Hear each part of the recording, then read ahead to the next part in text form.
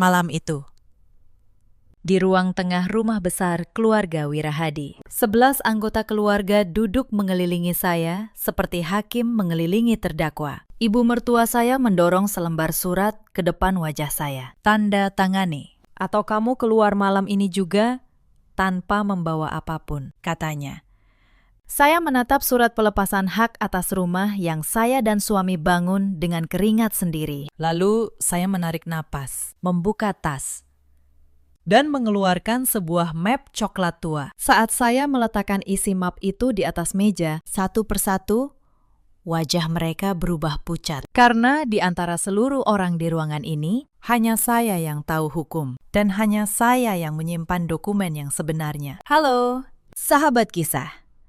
Selamat datang kembali di kanal ini, tempat kita belajar bahwa kesabaran bukan kelemahan dan bahwa setiap kejahatan meninggalkan jejak di atas kertas. Sebelum kita mulai, tekan tombol subscribe dan nyalakan lonceng supaya kalian tidak ketinggalan akhir dari kisah ini. Karena malam itu, di ruang tengah yang penuh kebencian, semuanya baru saja dimulai. Nama saya Maharani. Orang memanggil saya Rani. Usia saya 33 tahun. Saya bekerja sebagai notaris di sebuah kantor kecil di kawasan Bintaro. Sudah 8 tahun saya menekuni profesi ini. Pekerjaan saya sederhana di mata orang. Saya membaca surat, memeriksa keaslian dokumen, dan menyaksikan orang menandatangani perjanjian. Tetapi saya tahu satu hal yang sering dilupakan orang. Sehelai kertas yang dibuat dengan benar bisa lebih kuat daripada teriakan paling keras sekalipun. Saya tinggal di sebuah rumah 2 lantai di Bintaro bersama suami saya, Damar,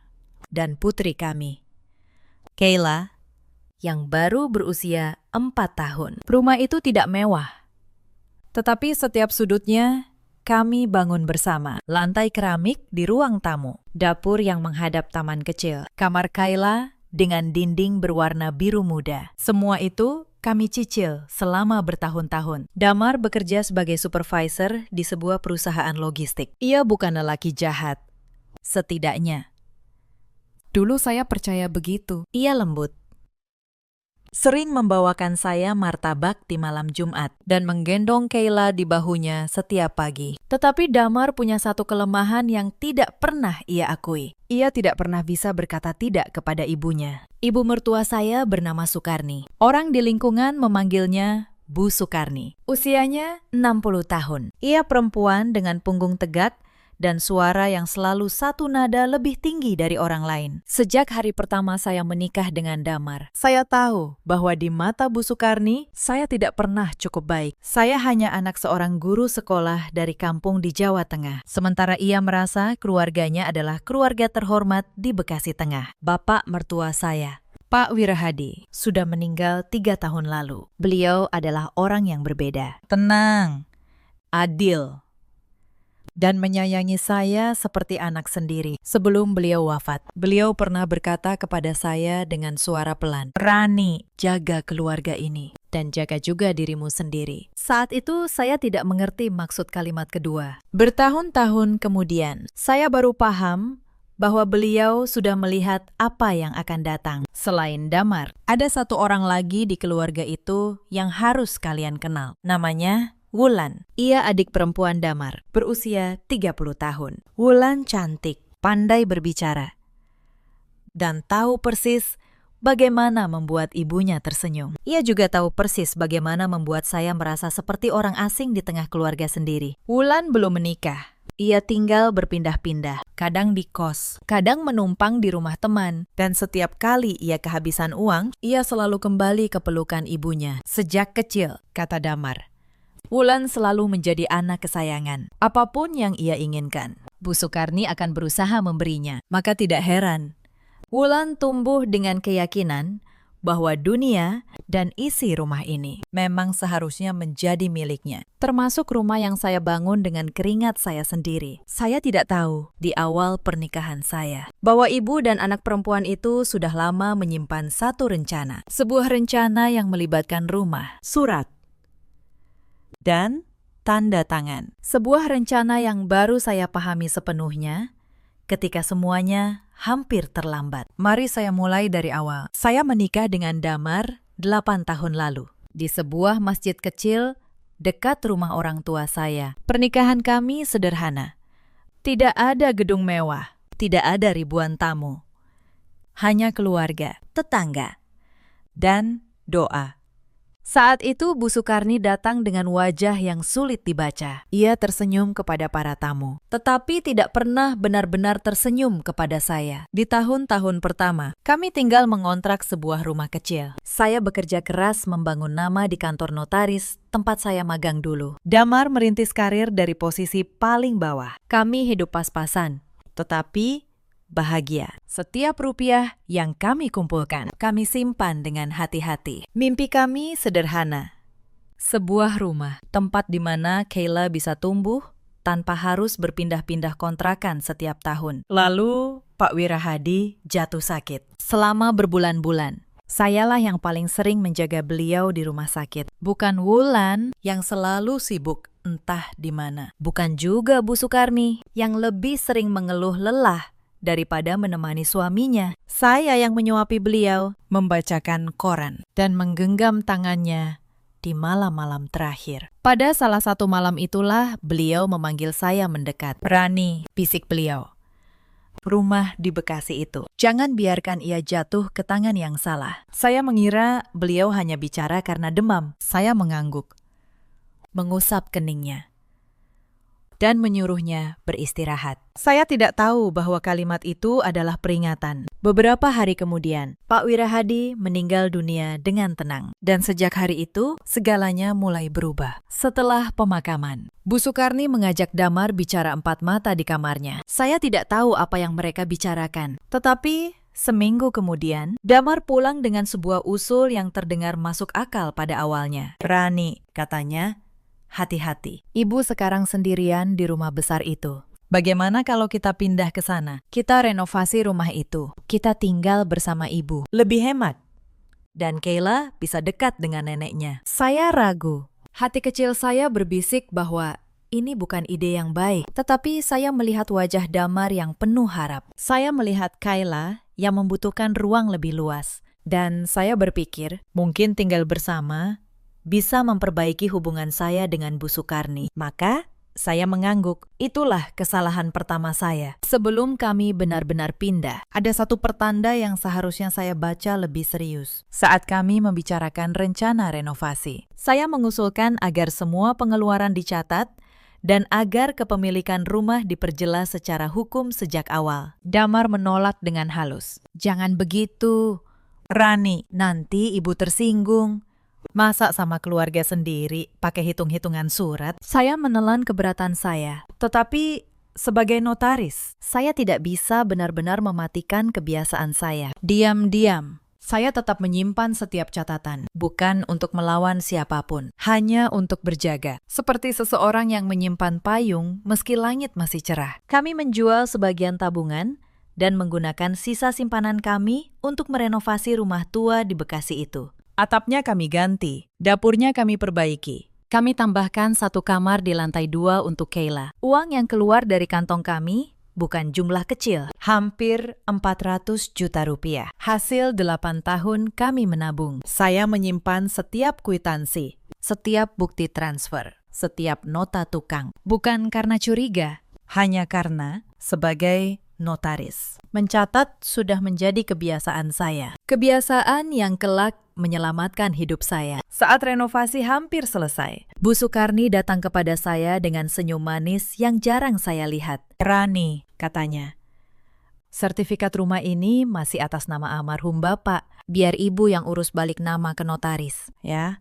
Atas nama ibu dulu, supaya gampang.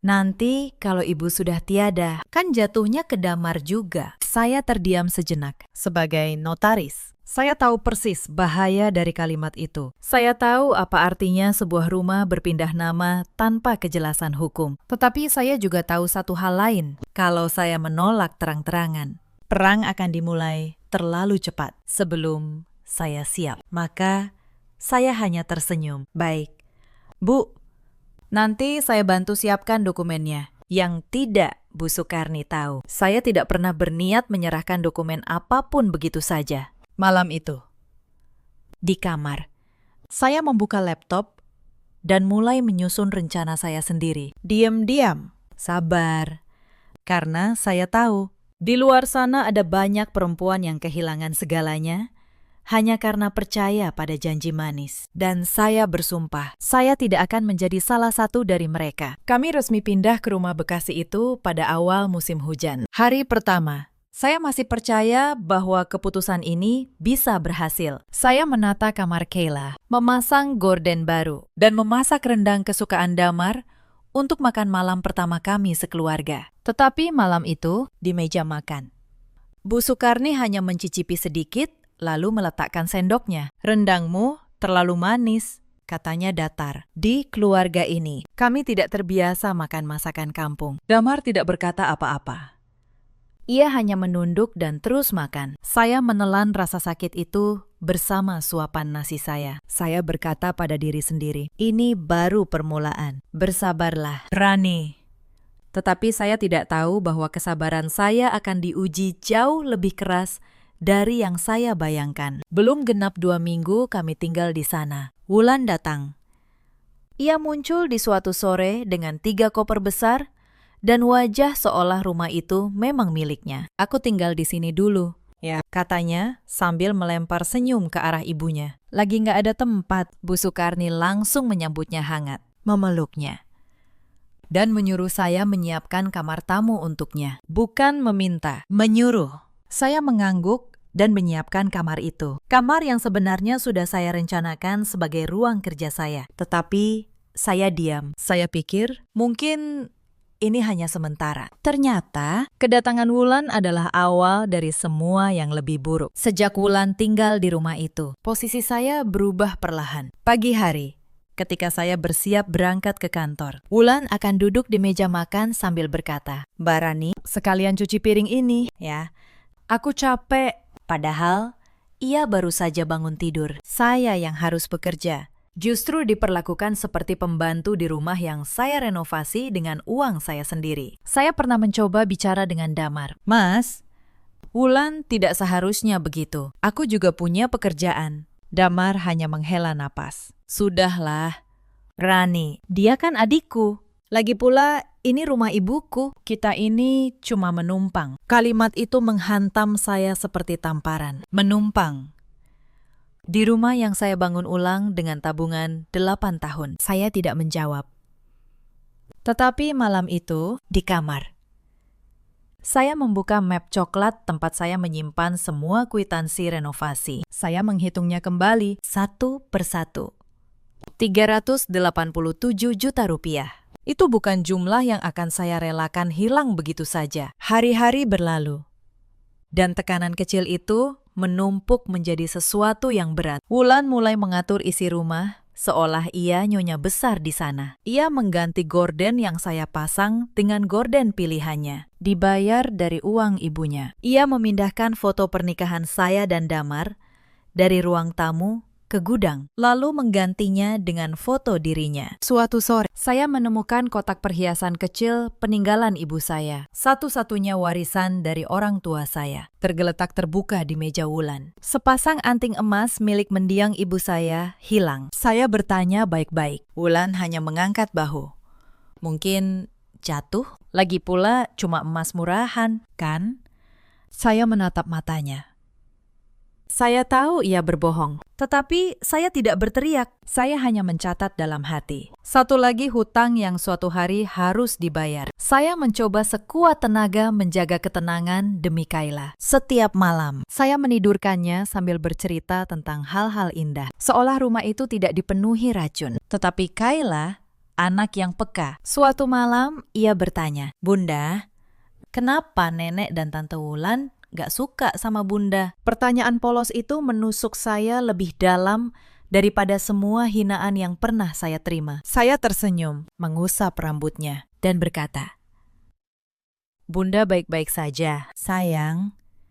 Yang penting, Bunda punya Kayla." Tetapi malam itu, setelah ia tertidur, saya menangis dalam diam untuk pertama kalinya sejak lama. Bukan karena saya lemah, tetapi karena saya tahu anak saya mulai melihat luka yang saya coba sembunyikan. Beberapa minggu kemudian, datang ujian berikutnya. Suatu malam, Bu Sukarni mengetuk kamar kami. Ia masuk dengan wajah memelas yang dibuat-buat. "Damar, Rani," katanya.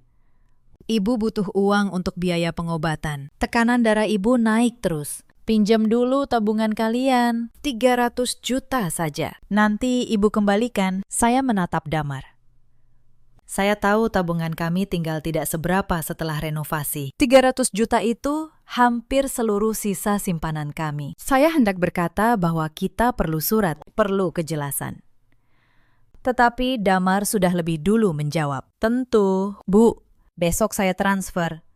Tanpa surat, tanpa perjanjian, tanpa bertanya pada saya. Malam itu kami bertengkar untuk pertama kalinya dengan suara tinggi. "Mas, itu uang kita berdua. Kenapa kamu memutuskan sendiri?" Damar balas membentak. "Itu ibuku, Rani.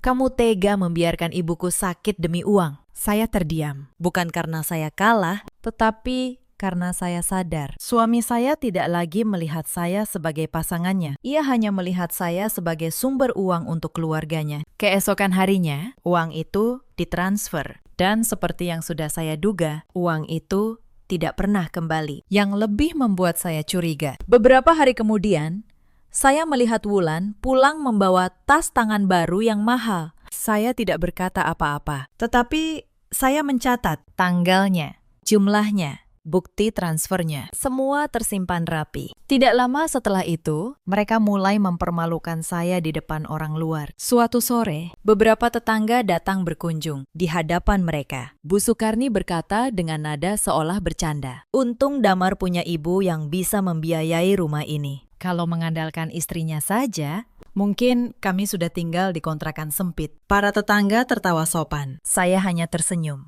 menyajikan teh. Lalu, masuk ke dapur. Di balik pintu dapur, saya menggenggam nampan erat-erat. Mereka mengubah kebenaran menjadi sebaliknya. Rumah yang saya renovasi dengan uang saya kini diceritakan seolah hadiah dari kemurahan Bu Sukarni. Saya tahu, melawan dengan kata-kata di depan tetangga hanya akan membuat saya tampak seperti menantu durhaka. Maka saya memilih diam. Tetapi diam saya bukan kekalahan. Diam saya adalah waktu yang saya beli untuk menyiapkan segalanya. Malam itu, saya kembali membuka laci tua almarhum Bapak Wirahadi, mencari sesuatu yang sejak lama saya rasa ada di sana. Dan di dasar laci, di balik tumpukan dokumen lama, saya menemukan sebuah amplop tua bersegel. Saya membukanya dengan tangan gemetar. Apa yang saya temukan di dalamnya membuat saya terdiam lama di tengah keheningan malam. Tetapi saya simpan dulu rahasia itu untuk waktu yang benar-benar tepat. Lalu datang malam yang membuat saya benar-benar terjaga. Saya pulang lebih awal dari kantor karena kepala saya pusing. Rumah terasa sepi. Saya hendak masuk ke ruang kerja kecil saya untuk mengambil obat ketika saya mendengar suara dari ruang tengah. Suara Damar dan ibunya berbisik. Saya berhenti di balik pintu. "Sudah kamu tanda tangani, Damar?" Suara Bu Sukarni. "Sudah, Bu," jawab Damar pelan. "Surat kuasanya sudah saya tanda tangani. Ibu sekarang bisa urus semua atas nama ibu." Saya merasa darah saya membeku. Surat kuasa apa? Suami saya menandatangani surat kuasa, memberi ibunya kuasa penuh atas sesuatu tanpa sepengetahuan saya. Saya menahan napas, lalu pelan-pelan mundur ke kamar. Jantung saya berdebar. Tetapi pikiran saya, untuk pertama kalinya sejak lama, terasa sangat jernih. Malam itu saya tidak tidur. Saya membuka kembali semua dokumen yang saya simpan. Saya menyusun daftar. Saya menelpon seorang rekan lama, Pak Tono. Seorang pengacara yang sudah saya kenal sejak masa magang. "Pak Tono," kata saya pelan di telepon. "Saya mungkin butuh bantuan, tapi belum sekarang. Tolong, jangan kemana-mana." Pak Tono, yang mengenal saya dengan baik, hanya menjawab, "Aku di sini kapanpun kamu butuh, Rani.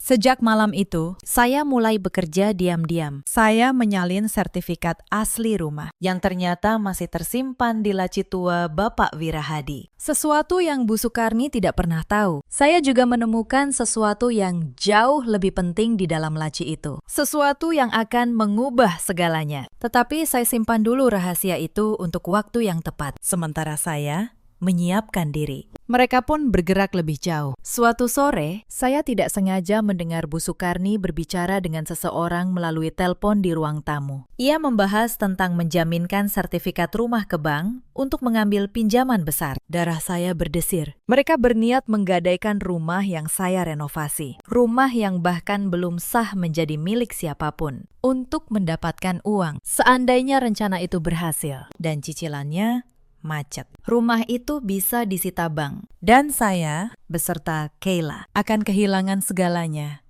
tanpa sisa. Malam itu, saya menghubungi Pak Tono dengan tangan masih gemetar. Pak Tono, kata saya, mereka mau menjaminkan rumah ke bank. Rumah yang masih atas nama almarhum. Pak Tono terdiam sejenak. Lalu berkata, Rani, dengarkan aku. Selama rumah itu masih atas nama almarhum, dan belum dibagi waris. Bank yang teliti tidak akan berani menerimanya sebagai jaminan tanpa persetujuan seluruh ahli waris. Tugasmu sekarang adalah memastikan posisimu sebagai ahli waris yang berkepentingan tercatat dengan jelas. Simpan semua bukti. Jangan bertindak gegabah. Saya mengikuti nasihatnya. Diam-diam. Saya menyiapkan surat keberatan resmi yang sewaktu-waktu bisa saya ajukan untuk menghalangi setiap upaya menjaminkan rumah itu. Saya membangun benteng saya, bata demi bata, di tengah keheningan malam. Hari-hari berikutnya, tekanan semakin meningkat. Bulan mulai terang-terangan kasar. Suatu pagi, saat saya sedang menyuapi Kayla, ia melintas dan berkata cukup keras agar semua orang mendengar. Kayla, kasihan ya. Ibumu cuma anak guru kampung. Untung ada nenek yang kaya. Saya menggenggam sendok erat-erat. Saya ingin membentak, tetapi saya menatap mata Kayla yang polos. Dan saya menelan amarah itu. Bukan saat ini, kata saya pada diri sendiri.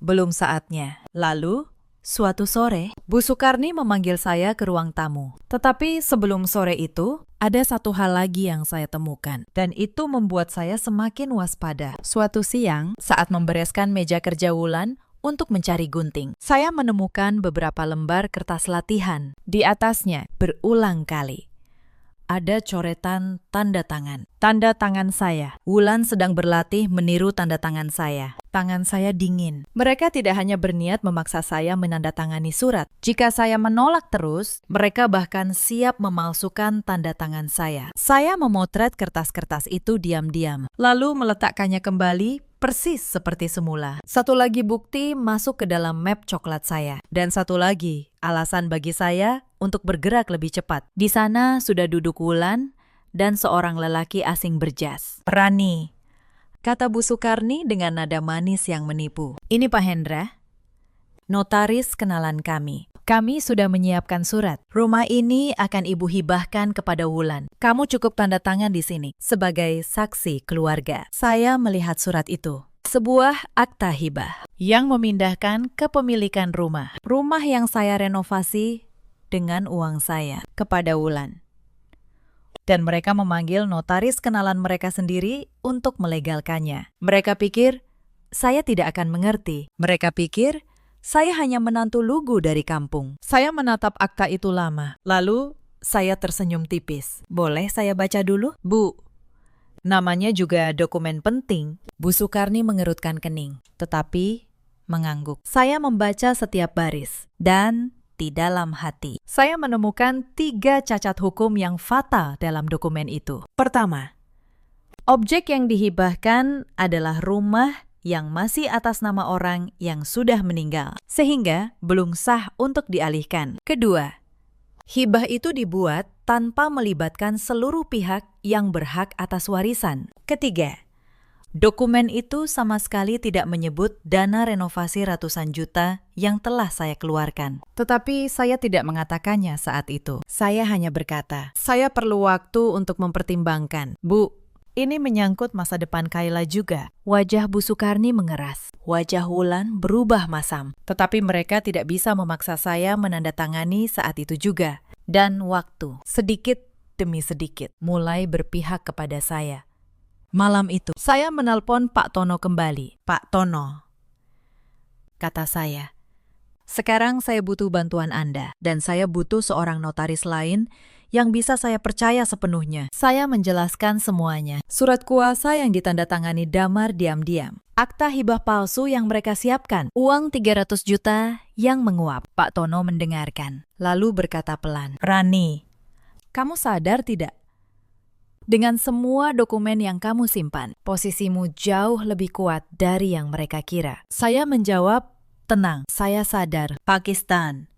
Saya hanya menunggu mereka melangkah terlalu jauh. Dan mereka melangkah terlalu jauh. Lebih cepat dari yang saya bayangkan. 3 hari kemudian, ketegangan memuncak. Tetapi sebelum malam itu, ada satu kejadian yang akhirnya mematahkan harapan terakhir saya pada Damar. Suatu malam saat makan, Bu Sukarni kembali menyindir saya. Kali ini lebih tajam. Menantu yang tahu diri itu menurut pada keluarga suaminya, bukan malah menyimpan-nyimpan surat seperti maling. Saya menahan diri.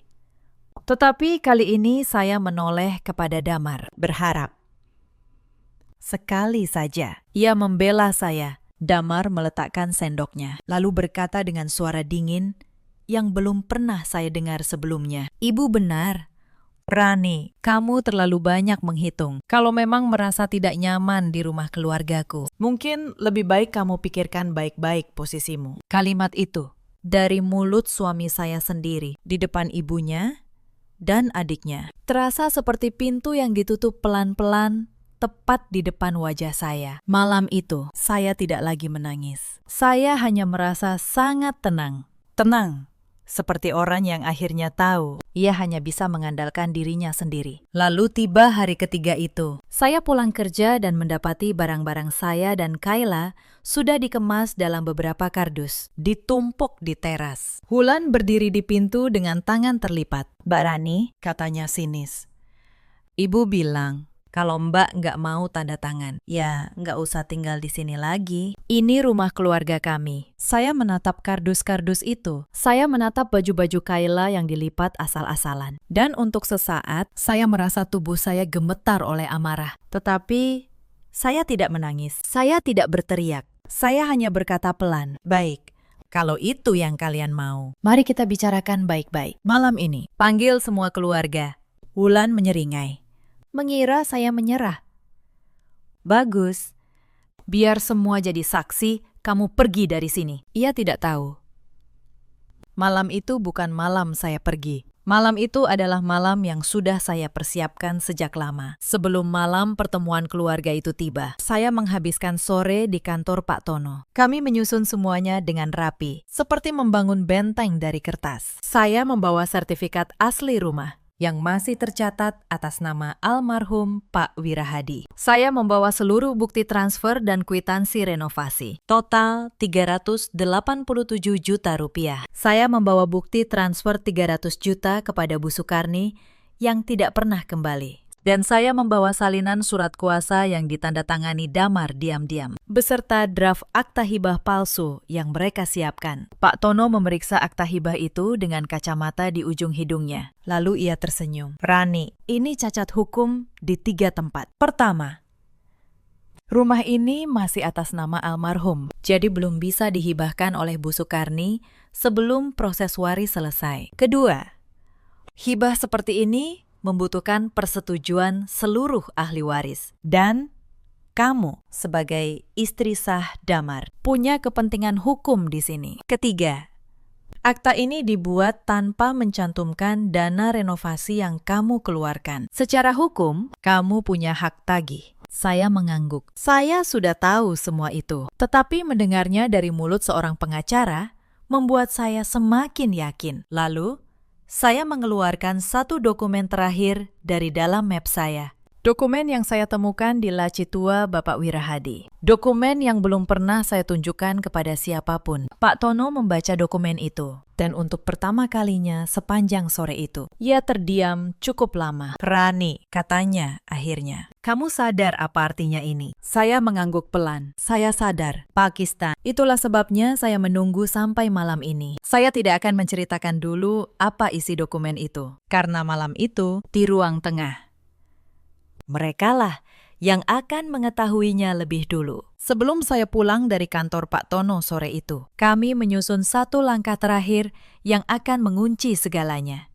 Saya meminta seorang notaris netral, rekan terpercaya saya, untuk membuat akta otentik yang mencatat seluruh fakta. Dana renovasi yang saya keluarkan dengan rincian dan bukti, keberadaan sertifikat asli atas nama almarhum, dan keberadaan surat wasiat yang saya temukan. Akta itu dibuat secara sah, berdampingan dengan seluruh bukti pendukung, sehingga tidak ada satu pihak pun yang nanti bisa menyangkal bahwa dokumen-dokumen ini sudah ada dan tercatat resmi sebelum malam pertemuan keluarga. Dengan ini, kata Pak Tono sambil tersenyum tipis, kalau mereka mencoba memalsukan apapun setelah malam ini, justru merekalah yang akan terjerat. Kamu sudah memagari diri dari segala arah. Rani. Saya mengangguk. Saya tidak ingin menang dengan kebetulan. Saya ingin menang dengan kepastian. Malam pertemuan keluarga tiba. Ruang tengah rumah besar itu penuh. Bu Sukarni duduk di kursi utama seperti seorang ratu. Di sebelahnya, Wulan. Dengan senyum kemenangan yang sudah ia siapkan. Damar duduk di sudut, menunduk. Tidak berani menatap saya. Ada pula beberapa kerabat, paman dan bibi dari pihak Damar yang sengaja diundang untuk menjadi saksi. 11 orang mengelilingi saya. Mereka pikir mereka mengelilingi seorang menantu lemah yang akan mereka usir malam itu. Bu Sukarni mendorong selembar surat ke depan saya. Surat pelepasan hak. Tanda tangani, Rani, katanya dingin. Lepaskan semua klaimmu atas rumah ini, lalu pergi. Kami beri kamu waktu sampai pagi untuk mengambil barang-barangmu. Saya menatap surat itu. Saya menatap wajah-wajah di sekeliling saya. Lalu saya menarik napas perlahan dan berkata dengan suara setenang mungkin. Sebelum saya tanda tangani, izinkan saya bicara sebentar. Sebagai menantu, ini mungkin kesempatan terakhir saya bicara di rumah ini. Bu Sukarni mendengus. Tetapi mengizinkan. Ia pikir saya akan memohon. Ia pikir saya akan menangis. Saya berdiri. Saya membuka map coklat tua saya. Dan saya mulai meletakkan dokumen satu persatu di atas meja. Yang pertama, kata saya, ini sertifikat asli rumah ini, masih atas nama almarhum Bapak Wirahadi. Artinya, Bu Sukarni, secara hukum, rumah ini belum menjadi milik ibu. Rumah ini masih harta warisan yang belum dibagi. Dan itu berarti akta hibah yang ibu siapkan untuk Wulan tidak sah. Wajah Bu Sukarni mulai berubah. Senyum Wulan memudar. Yang kedua, lanjut saya. Meletakkan setumpuk kertas. Ini seluruh bukti transfer dan kwitansi renovasi rumah ini. 387 juta rupiah. Uang saya dan Damar. Secara hukum, saya punya hak tagih atas seluruh jumlah ini terhadap siapapun yang mengklaim rumah ini. Terdengar bisik-bisik di antara para kerabat. Paman Damar mulai mengerutkan kening ke arah Bu Sukarni. Yang ketiga, saya meletakkan bukti transfer berikutnya. 300 juta yang ibu pinjam dengan alasan biaya pengobatan. Uang yang tidak pernah kembali. Dan yang anehnya, beberapa hari setelah uang itu cair, Wulan membeli tas dan barang-barang mewah baru. Wajah Wulan memerah. Itu fitnah, teriaknya. Saya menatapnya tenang. Saya punya tanggal, jumlah, dan bukti. Wulan. Di pengadilan, yang berbicara bukan teriakan. Yang berbicara adalah kertas. Ruangan mulai gaduh. Bu Sukarni bangkit. Wajahnya merah padam. Kamu pikir kamu siapa? Berani mengancam keluarga ini. Lalu, sebelum saya sempat menjawab, ia mengangkat tangannya dan menampar pipi saya keras. Suara tamparan itu menggema di ruangan yang mendadak hening. Pipi saya panas. Mata saya berkaca-kaca. Bukan karena sedih, tetapi karena menahan sesuatu yang sudah terlalu lama saya pendam. Saya menoleh ke arah Damar, suami saya, lelaki yang berjanji melindungi saya 8 tahun lalu. Ia hanya duduk di sudut, menunduk. Diameter. Tidak berdiri, tidak membela, tidak berkata apa-apa. Dan di saat itulah, sesuatu di dalam diri saya yang selama ini saya jaga tetap utuh, akhirnya patah dengan tenang. Bukan menjadi serpihan, tetapi menjadi sebuah keputusan. Saya mengusap pipi saya, lalu saya berkata dengan suara yang sangat pelan, tetapi terdengar oleh semua orang. Terima kasih, Bu. Tamparan itu baru saja menjadi bukti terakhir yang saya butuhkan. Di depan 11 saksi, Bu Sukarni terdiam, bingung. Lalu saya mengeluarkan dokumen terakhir dari dalam map. Dokumen yang saya temukan di laci tua almarhum. Dan ini, kata saya, adalah surat wasiat yang ditulis dan ditandatangani sendiri oleh Bapak Wirahadi 1 bulan sebelum beliau wafat, disaksikan dan disimpan secara sah. Saya, sebagai notaris, telah memverifikasi keasliannya. Saya berhenti sejenak, membiarkan kata notaris itu menggantung di udara. Untuk pertama kalinya, saya melihat ketakutan yang sesungguhnya di mata Bu Sukarni. Ya, Bu, kata saya. Saya notaris selama 8 tahun. Selama ini ibu mengira saya hanya anak guru kampung yang tidak mengerti apa-apa. Selama ini ibu menyodori saya surat. Mengira saya akan menandatanganinya seperti orang bodoh. Padahal pekerjaan saya setiap hari adalah membaca surat seperti milik kalian dan menemukan kebohongan di dalamnya. Saya membuka surat wasiat itu dan membacanya dengan suara jelas. Di dalam surat itu, Pak Wirahadi menuliskan keinginannya bahwa rumah di Bekasi, setelah seluruh proses waris diselesaikan, ia kehendaki untuk dijaga demi cucunya, Kayla. Dan bahwa beliau menunjuk saya, Maharani, menantunya, sebagai pihak yang ia percaya untuk mengurus dan menjaga harta itu. Karena beliau, dengan kata-katanya sendiri, tidak mempercayai istri dan anak perempuannya dalam urusan harta. Ruangan itu hening total. Para kerabat saling berpandangan. Paman Damar berdiri dan berkata dengan suara berat, Sukarni, apa ini benar? Apa kamu mencoba mengambil rumah ini diam-diam? Melanggar wasiat abangku. Bu Sukarni tidak bisa menjawab. Wulan menunduk. Wajahnya pucat pasi. Saya tidak datang malam ini untuk mengusir siapapun, kata saya akhirnya. Saya datang untuk meletakkan kebenaran di atas meja. Dengan surat kuasa yang Damar tanda tangani diam-diam. Akta hibah cacat yang kalian siapkan. Dan kini terbongkar di depan keluarga sendiri. Kalian punya 2 pilihan. Pertama, kita selesaikan ini di pengadilan, di mana semua dokumen ini akan saya serahkan, termasuk dugaan penggelapan uang 300 juta. Atau kedua, kita selesaikan secara adil. Rumah ini dikembalikan ke status waris yang sah, dijaga demi Kayla, sesuai wasiat almarhum. Dan uang renovasi, serta uang yang ibu pinjam, dikembalikan sesuai hukum. Tidak ada yang berani membantah. Karena, untuk pertama kalinya, mereka berhadapan bukan dengan menantu yang lemah, tetapi dengan seseorang yang memegang hukum di tangannya. Malam itu pertemuan keluarga berakhir tanpa tanda tangan apapun di surat pelepasan hak. Para kerabat pulang dengan wajah yang berbeda dari saat mereka datang. Mereka datang untuk menyaksikan seorang menantu diusir. Mereka pulang dengan keraguan besar terhadap Bu Sukarni dan Wulan. Saya membawa Kayla ke kamar, menidurkannya, lalu duduk sendiri di teras hingga larut. Saya tidak merasa menang. Saya hanya merasa lelah. Lelah karena harus melawan keluarga yang seharusnya menjadi tempat saya berlindung. Tetapi saya tahu ini belum selesai. Orang seperti Bu Sukarni tidak akan menyerah hanya karena 1 malam. Dan saya benar. Keesokan paginya, Bu Sukarni berusaha mengubah strategi. Ia mendatangi saya di dapur. Kali ini dengan nada lembut yang dibuat-buat. Rani, katanya, kemarin malam ibu hilaf. Kita ini keluarga. Tidak perlu sampai ke pengadilan, kan? Malu didengar tetangga. Bagaimana kalau kita selesaikan baik-baik di antara kita saja? Saya menatapnya.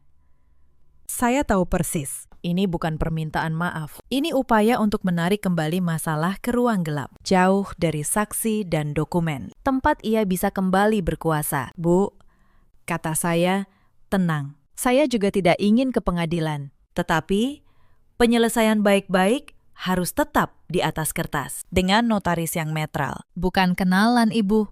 Dengan persetujuan seluruh ahli waris. Itu bukan karena saya tidak menghormati Ibu. Itu justru supaya tidak ada lagi yang bisa dicurangi di kemudian hari. Wajah Bu Sukarni mengeras lagi. Karena ia tahu, di atas kertas yang sah, ia tidak bisa lagi bermain. Beberapa hari kemudian, sesuatu yang tidak saya duga terjadi. Pak Hendra, notaris kenalan mereka, yang menyiapkan akta hibah palsu itu, menghubungi saya. Suaranya gugup.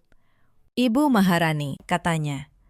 Saya tidak tahu kalau dokumen yang diminta keluarga itu menyangkut harta waris yang belum dibagi. Saya hanya diminta membuatkan draft. Saya mohon, jangan laporkan saya ke majelis pengawas notaris. Saya menarik napas. Saya tahu betul betapa seriusnya pelanggaran semacam itu bagi seorang notaris. Pak Hendra, kata saya tidak akan melaporkan Anda. Asalkan Anda bersedia memberikan keterangan jujur tentang bagaimana akta itu diminta dibuat dan oleh siapa.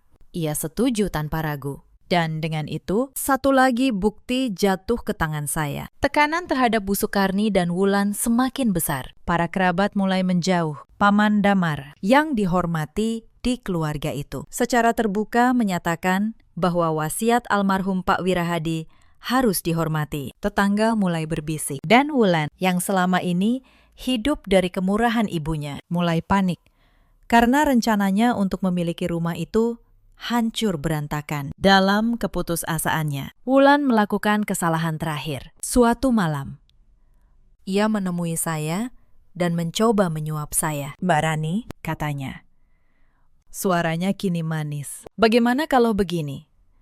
Mbak diam saja soal semua dokumen itu. Nanti aku kasih Mbak 50 juta. Anggap saja damai. Saya menatapnya.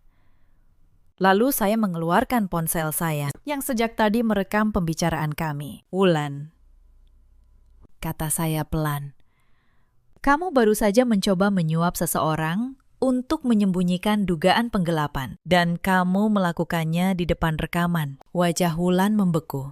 Ia berdiri, gemetar, lalu pergi tanpa berkata apa-apa. Itu adalah terakhir kalinya ia berani mencoba mengakali saya. Sementara itu, hubungan saya dengan Damar sampai pada titik yang tidak bisa diperbaiki. Suatu malam, ia datang ke kamar, duduk di tepi tempat tidur, dan untuk pertama kalinya dalam waktu yang lama, ia menatap mata saya. Rani, katanya. Suaranya bergetar.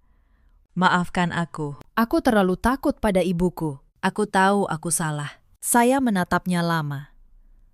Dulu, kalimat itu mungkin sudah cukup untuk meluluhkan hati saya. Tetapi malam ketika ia membiarkan ibunya menampar saya tanpa bergerak sedikit pun, sesuatu di dalam diri saya telah berubah selamanya. Mas, kata saya pelan. Aku tidak membenci kamu, tapi aku tidak bisa lagi berpura-pura bahwa rumah ini, keluarga ini, adalah tempat yang aman untuk Kayla tumbuh. Selama bertahun-tahun, aku menahan semuanya, berharap kamu akan berdiri di sampingku. Sekali saja. Tapi kamu tidak pernah memilih aku. Kamu selalu memilih untuk diam. Damar menunduk. Air mata mengalir di pipinya. Tetapi air mata terlambat tidak bisa menghapus tahun-tahun ketika ia memilih diam. Saya tidak langsung mengambil keputusan tentang pernikahan kami malam itu. Tetapi saya tahu, apapun yang terjadi, saya tidak akan pernah lagi membiarkan diri saya menjadi orang yang lemah di rumah ini. Proses hukum berjalan. Kali ini sepenuhnya di jalur yang sah. Dengan bantuan Pak Tono dan seorang notaris netral yang saya percaya, kami mengurus pembagian waris rumah Bekasi sesuai hukum dan sesuai wasiat almarhum Pak Wirahadi. Akta hibah palsu yang disiapkan Bu Sukarni dinyatakan batal demi hukum. Surat kuasa yang ditandatangani Damar diam-diam tidak punya kekuatan apapun karena dibuat di atas harta yang belum menjadi hak Bu Sukarni. Hasil akhirnya jelas. Rumah itu sesuai wasiat ditetapkan sebagai harta yang dijaga demi masa depan Kayla. Dengan saya sebagai pihak yang dipercaya mengelolanya. Uang renovasi 387 juta rupiah diakui sebagai hak saya. Dan uang 300 juta yang dipinjam dengan dalih pengobatan. Setelah ditelusuri, ternyata sebagian besar digunakan Wulan untuk gaya hidupnya. Bu Sukarni, demi menghindari laporan pidana penggelapan, terpaksa menyepakati pengembalian secara bertahap. Bu Sukarni, yang dulu duduk di kursi utama seperti seorang ratu, kini harus menundukkan kepala di hadapan hukum yang selama ini ia kira bisa ia akali. Wulan, yang dulu memanggil saya pembantu, kehilangan semua mimpinya untuk hidup mewah dari rumah yang bukan haknya. Ia kembali berpindah-pindah dari satu tempat ke tempat lain. Kali ini, tanpa ada lagi rumah besar yang bisa ia tumpangi. Beberapa bulan kemudian, saya memutuskan untuk pindah dari rumah itu bersama Kayla. Bukan karena saya kalah, tetapi karena saya tidak ingin putri saya tumbuh di tengah dinding yang menyimpan begitu banyak kebencian. Saya menyewa rumah kecil yang sederhana, tidak jauh dari kantor saya di Bintaro. Rumah yang tidak mewah, tetapi penuh ketenangan. Sebelum saya benar-benar pergi, ada satu pagi yang tidak akan saya lupakan. Bu Sukarni, untuk pertama kalinya, datang kepada saya tanpa kemarahan, tanpa nada tinggi. Ia berdiri di ambang pintu kamar saya, terlihat jauh lebih tua dari biasanya. "Rani," katanya pelan. "Aku salah. Aku terlalu takut kehilangan Damar. Terlalu takut menjadi tua sendirian. Sampai aku lupa bahwa kamu juga anak. Aku minta maaf." Saya menatapnya lama. Saya tidak merasa puas. Saya hanya merasa lelah dan sedikit kasihan pada perempuan yang menghancurkan keluarganya sendiri demi rasa takut yang tidak pernah ia akui. "Saya menerima permintaan maaf, Ibu," kata saya akhirnya. "Tetapi memaafkan bukan berarti kembali. Saya tetap akan pergi demi Kayla dan demi diri saya sendiri." Bu Sukarni mengangguk, lalu pergi tanpa berkata apa-apa lagi. Setiap pagi di rumah baru kami, saya menyiapkan sarapan untuk Kayla. Ikan goreng, sayur asem, dan sambal terasi. Makanan sederhana yang dulu pernah dihina sebagai masakan kampung. Tetapi di meja kecil kami, makanan itu terasa seperti kemenangan yang paling tenang. Kayla tumbuh menjadi anak yang ceria. Ia tidak lagi mendengar suara teriakan di malam hari. Ia tidak lagi melihat ibunya diperlakukan seperti orang asing. Dan setiap kali ia tertawa. Saya tahu bahwa semua yang saya lalui, semua kesabaran yang saya simpan, tidak sia-sia. Damar masih sesekali datang menjenguk Kayla. Saya tidak melarangnya. Bagaimanapun, ia tetap ayah dari putri saya. Tetapi sesuatu di antara kami telah berakhir. Bukan dengan teriakan, bukan dengan kebencian, hanya dengan kesadaran yang tenang bahwa cinta tanpa keberanian untuk melindungi pada akhirnya bukanlah cinta yang bisa saya pertahankan. Suatu malam, ketika Kayla sudah tertidur, saya membuka kembali map coklat tua saya. Map yang telah menyelamatkan saya. Di dalamnya masih tersimpan salinan surat wasiat almarhum Pak Wirahadi. Saya membacanya sekali lagi. Dan saya teringat kalimat terakhir beliau di rumah sakit dulu. "Rani, jaga keluarga ini. Dan jaga juga dirimu sendiri." Untuk pertama kalinya, saya benar-benar memahami maksud beliau. Beliau sudah melihat semuanya. Dan beliau mempercayakan kebenaran itu kepada satu-satunya orang yang ia yakini akan menjaganya.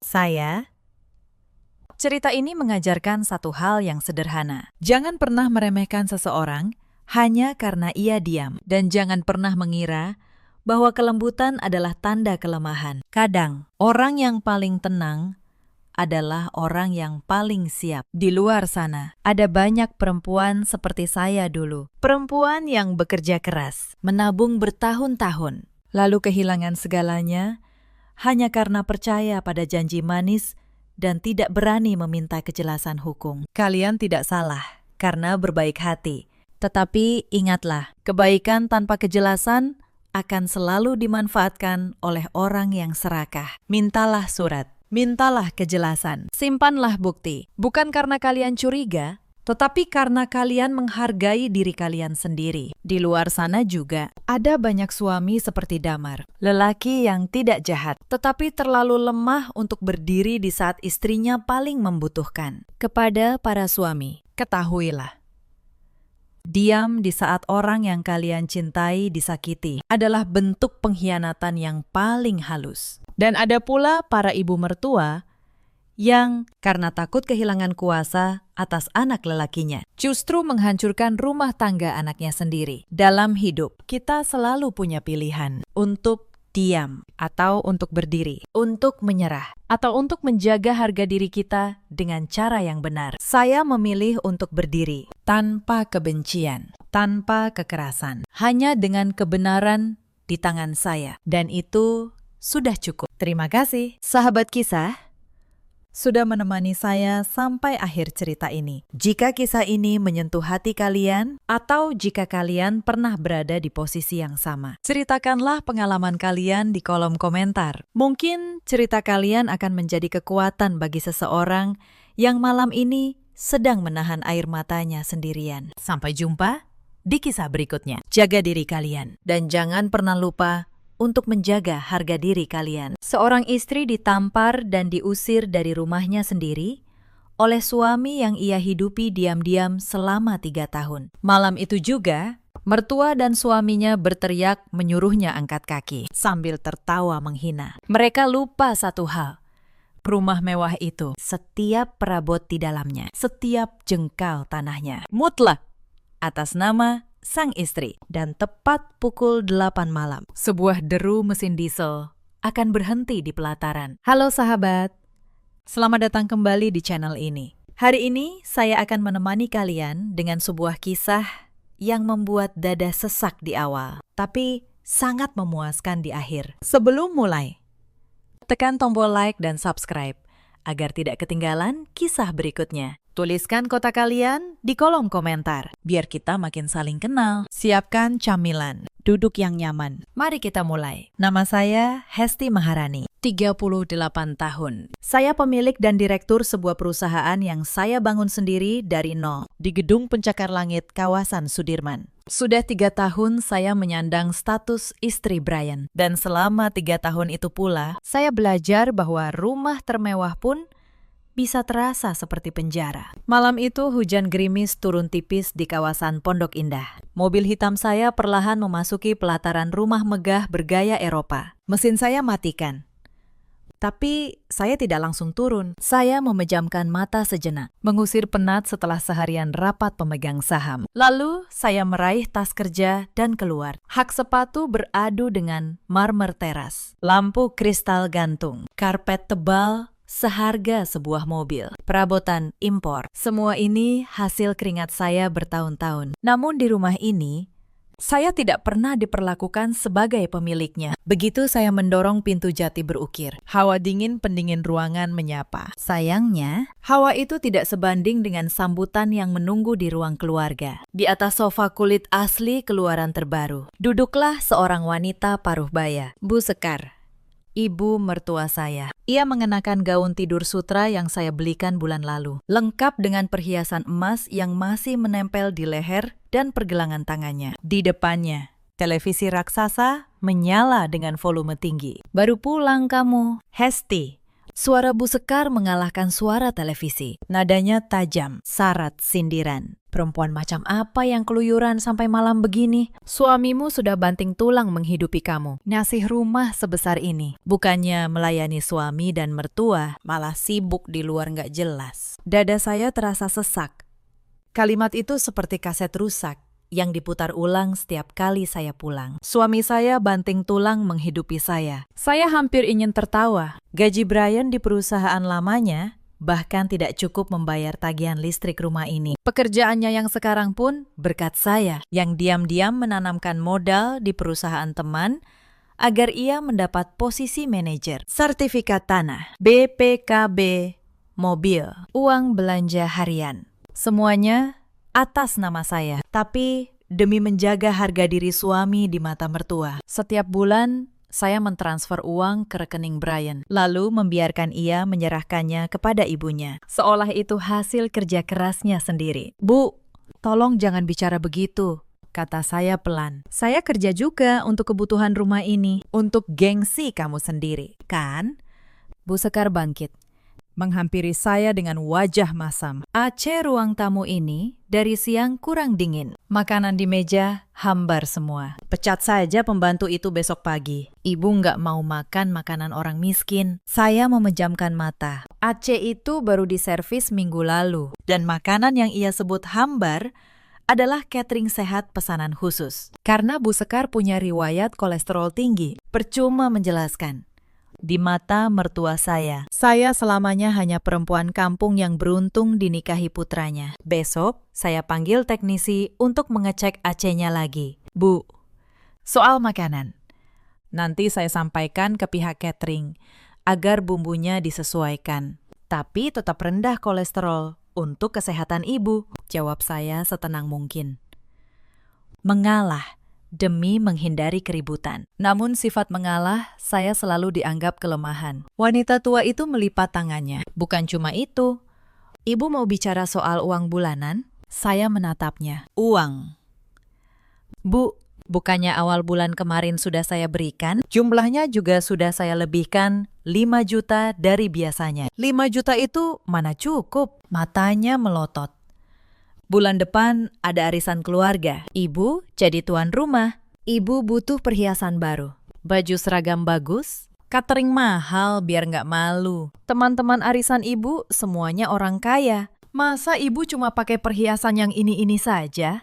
Mau ditaruh di mana muka Brian kalau ibunya tampil gembel?" Jantung saya bergemuruh menahan amarah. Uang bulanan yang saya berikan sudah puluhan juta. Hanya untuk kebutuhan pribadinya, di luar biaya makan dan fasilitas rumah yang semuanya saya tanggung. Sekarang ia menuntut lebih, hanya untuk ajang pamer. "Maaf, Bu, keuangan sedang ketat bulan ini. Perusahaan sedang butuh banyak dana segar untuk proyek baru. Saya tidak bisa mengeluarkan uang lagi untuk hal yang tidak mendesak," ucap saya.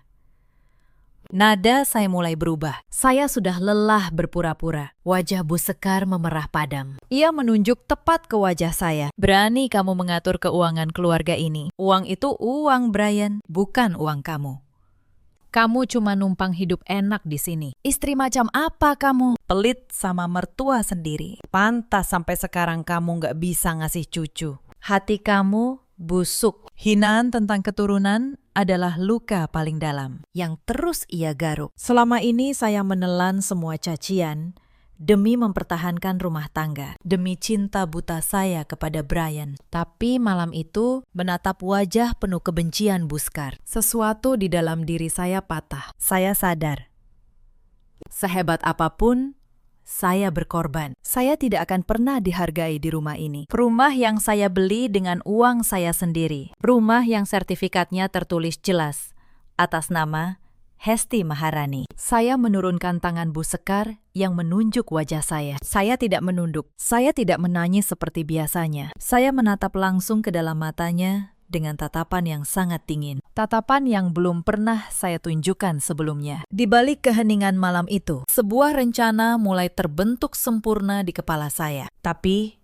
malam itu, mereka belum tahu apa yang sudah saya siapkan. Sinar matahari pagi menembus celah tirai beludru di kamar utama. Saya sudah terjaga sejak pukul 4. Duduk diam di tepi ranjang, menatap sosok pria yang tertidur lelap di sebelah saya. Brian mendengkur halus. Wajahnya tampak begitu damai, seolah pertengkaran hebat semalam tak pernah terjadi. Saya tersenyum getir. Selama 3 tahun pernikahan, begitulah cara Brian menghadapi badai, menutup telinga, membiarkan saya menghadapi semua caci maki ibunya seorang diri. Rasa cinta yang dulu menjadi alasan saya bertahan, kini telah menguap. Digantikan kekecewaan yang mengeras menjadi bongkahan es di dada. Saya berdiri perlahan, melangkah ke kamar mandi tanpa suara. Air dingin yang mengguyur tubuh seakan membasuh sisa harapan kosong yang mengaburkan akal sehat saya. Saya menatap pantulan diri di cermin. Mata yang dulu memancarkan kelembutan, kini berubah total. Memancarkan sorot seorang pebisnis. Tajam,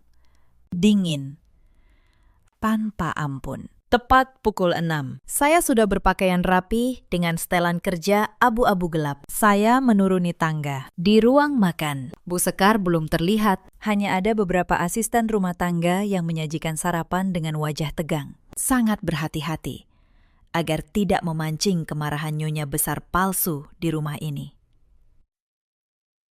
Saya mengabaikan meja makan, melangkah lurus ke garasi. Namun pagi itu, saya tidak menuju kantor seperti biasa. Saya berbelok tajam ke sebuah firma hukum elit di pusat kawasan bisnis. Ratih, pengacara pribadi sekaligus sahabat saya sejak kuliah, sudah menunggu di ruang pertemuan VVIP. Di atas meja kaca panjang, beberapa map tebal bersampul merah tersusun rapi. Kamu benar-benar sudah memikirkan semua ini matang-matang. Ratih memecah keheningan. Begitu kamu menandatangani berkas ini, tidak akan ada jalan untuk membatalkannya. Rumah mewah di kawasan elit itu, aset terbesar yang kamu bangun dengan keringatmu sendiri, akan berpindah tangan permanen hari ini juga. Saya menyesap kopi hitam tanpa gula, membiarkan pahitnya menyamai pahit di hati saya. Aku tidak pernah merasa seyakin ini seumur hidupku. Ratih, rumah itu bukan lagi istana impian. Ia penjara mewah,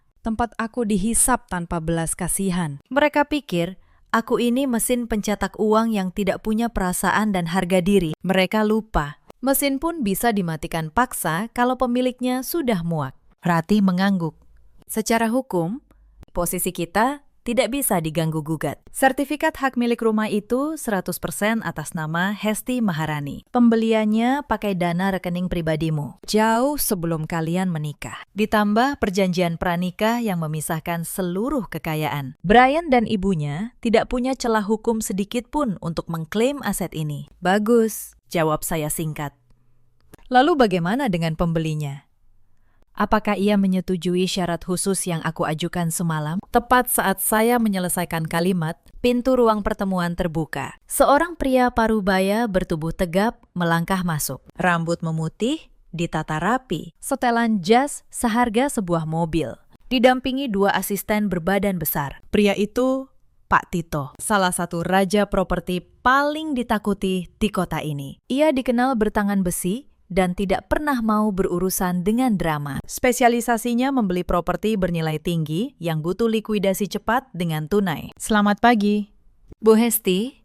Suara baritonnya menggema. Ia duduk di seberang meja, menatap saya dengan pandangan menilai. Pengacara Anda sudah menyampaikan penawaran yang sangat menarik tadi malam. Hunian premium di kawasan paling elit. Dijual cepat di bawah harga pasar, dengan pembayaran tunai hari ini juga. Dan tentu saja, Bapak tidak lupa dengan syarat mutlak dari saya, kata saya. Menatap langsung ke matanya tanpa gentar. Bapak harus mengambil alih rumah itu malam ini juga. Tepat pukul 8. Bapak bebas membawa petugas keamanan sebanyak yang dibutuhkan. Saya ingin rumah itu dikosongkan tanpa kompromi, tanpa toleransi kepada siapapun yang masih berada di dalam bangunan tersebut. Pak Tito tertawa pelan, terdengar puas. Saya sudah puluhan tahun di dunia properti, tapi melihat seorang wanita yang begitu tenang menjual rumah mewahnya secara dadakan hanya untuk memberi pelajaran pada parasit di hidupnya sangat langka. Kebetulan perusahaan saya memang sedang mencari properti di kawasan itu untuk dibongkar jadi klaster eksklusif. Mengosongkan rumah itu secepat mungkin, sejalan dengan agenda saya. Ratih membuka map merah, mengeluarkan akta jual beli resmi dan dokumen peralihan hak. Seorang notaris rekanan yang dibawa Pak Tito sudah bersiap melegalisasi semuanya. Setelah tanda tangan di atas materai ini, dana akan langsung ditransfer penuh ke rekening khusus yang sudah kita siapkan. Jelas Ratih. Menyodorkan pena berlapis emas. Saya menerima pena itu. Jari-jari saya stabil, tidak ada keraguan. Dalam benak saya terputar kembali bentakan kasar Bu Sekar, wajah angkuhnya yang menuntut perhiasan untuk pamer arisan, dan dengkuran tenang Brian yang selalu bersembunyi di balik pengorbanan istrinya. Dengan satu tarikan nafas yang melegakan, saya menggoreskan tanda tangan, lembar demi lembar. Secara resmi, melepaskan aset bernilai puluhan miliar rupiah itu. 10 menit kemudian, notifikasi dari komputer Ratih berbunyi. Transfer dana fantastis itu sudah selesai. Transaksi pembalasan itu berjalan mulus, tanpa tercium siapapun. Kerjasama yang sangat memuaskan. Bu, Pak Tito berdiri, mengulurkan tangannya. Sesuai kesepakatan, tim lapangan, saya akan masuk lokasi tepat pukul 8. Pastikan Anda tidak berada di garis api ketika proses pembersihan dilakukan. Saya menyambut jabat tangan itu dengan genggaman tak kalah kuat. Saya pasti berada di sana. Pak Tito, saya hanya ingin duduk tenang. Memastikan sendiri proses serah terima ini berjalan lancar. Silahkan lakukan tugas Bapak malam ini, tanpa ragu. Setelah Pak Tito pergi, Ratih menghela napas panjang. Semuanya sudah selesai dan tidak bisa dibatalkan lagi. Apa yang akan kamu lakukan sekarang? Saya menggeleng. Sebuah senyum tipis terbentuk di sudut bibir saya. Tidak.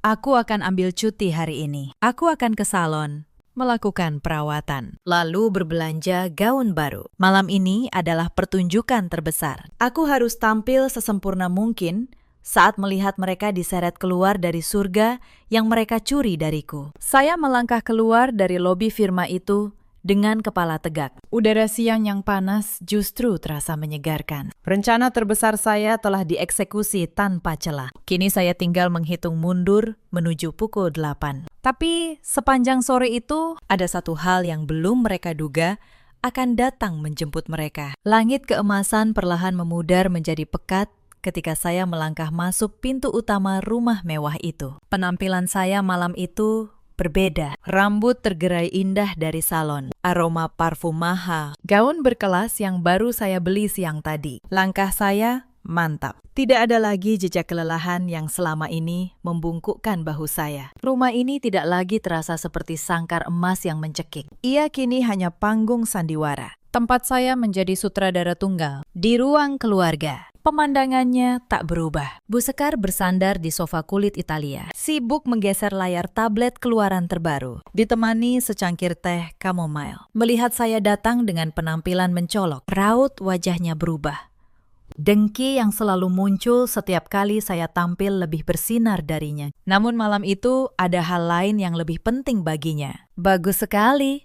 Akhirnya, kamu ingat jalan pulang juga. Bu Sekar meletakkan cangkirnya dengan kasar ke atas kaca, menimbulkan dentingan tajam. Sini, duduk sekarang juga. Ibu mau bicara penting. Jangan pura-pura capek lembur. Ibu tahu, kamu habis bersenang-senang menghamburkan uang di luar sana. Saya tidak membalas sindiran itu. Saya hanya berjalan perlahan, lalu duduk tegak di sofa tunggal yang berhadapan langsung dengannya. Wajah saya sangat datar. Sambil duduk, mata saya diam-diam melirik jam tangan mewah saya. Waktu terus berdetak.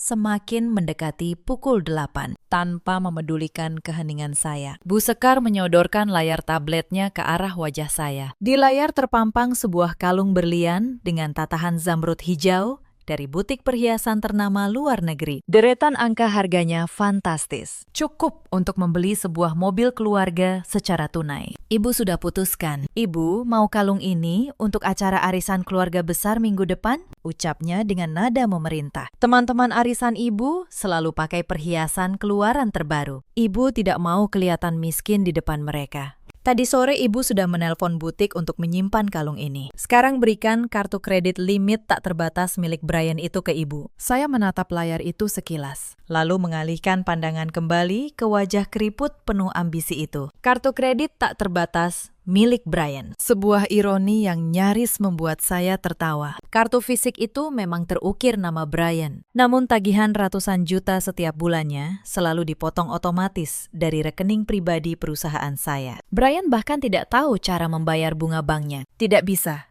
jawab saya akhirnya. Nada saya sangat tenang. Benar-benar kosong dari emosi. Saya tidak akan memberikan kartu kredit itu kepada ibu. Dan saya tidak akan menyetujui pembelian kalung itu. Tagihan kartu bulan ini sudah jauh melebihi batas kewajaran. Mendengar penolakan yang begitu langsung, mata Bu Sekar melebar. Ia mencondongkan tubuh ke depan, menatap saya seakan saya baru saja berbuat dosa besar. Apa kamu bilang?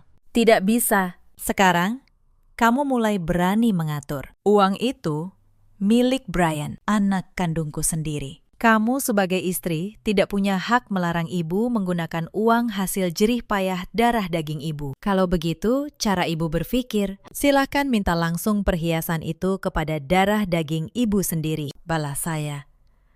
Sebuah senyum sinis, syarat ejekan tersungging. Silakan hubungi Brian sekarang juga. Suruh anak kebanggaan ibu itu membayar lunas kalung ratusan juta itu dari gajinya. Bukankah menurut ibu, Brian sosok pria sukses yang membiayai seluruh kebutuhan rumah ini? Kalau begitu, harga kalung itu tentu hanya uang receh baginya. Wajah Bu Sekar berubah memerah seperti kepiting rebus. Urat-urat tebal di lehernya menonjol menahan amarah. Jauh di lubuk hatinya, ia tahu persis bahwa gaji Brian tidak akan mampu menutupi 10% pun dari gaya hidup mewahnya. Ia selalu menekan saya karena tahu betul siapa pemegang kendali keuangan sesungguhnya. Penolakan dan sindiran saya malam itu menghancurkan egonya berkeping-keping. Dasar perempuan kurang ajar dan tidak tahu diuntung, jeritnya melengking. Memenuhi seluruh ruangan beratap tinggi itu. Teriakan itu memancing langkah kaki dari arah tangga. Brian turun, masih dengan wajah bantal, menguap. Ada apa ini ribut-ribut? Tanya istrimu itu. Brian. Bu Sekar menunjuk saya. Ibu cuma minta dibelikan 1 kalung untuk arisan. Dia menolak mentah-mentah. Bahkan menyuruh ibu meminta uang ke kamu. Dia menghina kamu. Bilang gajimu cuma uang receh. Istri macam apa yang merendahkan suami dan mertuanya begini? Brian menoleh ke arah saya. Kantuk di matanya berganti amarah yang dipompa ibunya. Apa benar begitu? Hesti, kamu menolak permintaan ibu. Kamu mempermalukan aku di depan ibuku sendiri. Saya menatapnya tenang. Aku hanya bilang yang sebenarnya. Mas, tagihan bulan ini sudah berlebih. Kalau memang kamu mampu, silakan beli kalung itu dengan gajimu sendiri. Kalimat itu yang saya ucapkan tanpa nada tinggi justru menyentil titik paling rapuh dari ego Brian. Ia tahu jauh di dalam dirinya bahwa ia tidak mampu. Dan justru karena itulah ia memilih marah. Bukannya jujur, beraninya kamu. Brian melangkah cepat ke arah saya. Wajahnya merah padam. 3 tahun kamu menumpang hidup di rumah ini, makan dari keringatku. Dan sekarang, kamu menghina ibuku. Kamu pikir kamu siapa? Sebelum saya sempat menjawab, tangannya terangkat. Dan sebuah tamparan keras mendarat di pipi kiri saya. Suaranya menggema di ruangan marmer itu. Kepala saya tertoleh ke samping. Sudut bibir saya terasa hangat. Setitik darah. Angkat kaki kamu dari rumah ini sekarang juga. Brian membentak. Pergi ke kamar. Kemas semua bajumu. Dan keluar dari pintu itu. Aku tidak sudi melihat wajahmu lagi. Saya tidak menangis. Saya tidak meronta. Perlahan. Saya menolehkan wajah kembali ke arah Brian. Dan saya tersenyum.